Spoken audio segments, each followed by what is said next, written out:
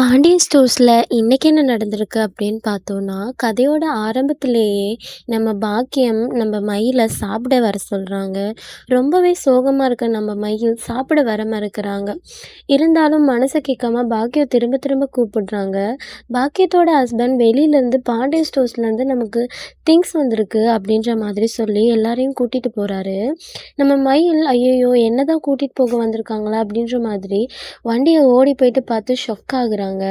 அங்கே பார்க்குற ஒவ்வொரு திங்ஸையும் பார்க்கும்போது அவங்க அப்பா அம்மாவுக்கும் மயிலோட தங்கச்சிக்கும் என்ன நடக்குது அப்படின்னு ஒன்றுமே புரியலை. ஆனால் நம்ம மயிலுக்கு புரியுது அது தன்னோட திங்ஸை தான் அனுப்பியிருக்காங்க அப்படின்னு. அதுக்கு என்ன அர்த்தம்? இனிமே நான் அந்த வீட்ல சேரவே முடியாதுங்கிறது தானே அர்த்தம் அப்படின்னு தெரிஞ்சதுமே, மயில் ரொம்பவே உடைஞ்சு போறாங்க.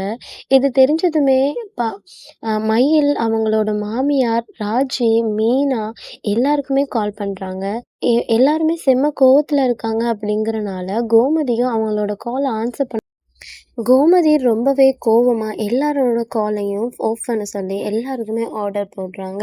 மயில் ரொம்பவே உடைஞ்சு போறாங்க. அவங்க ஃபேமிலி மொத்தமும் ரொம்பவும்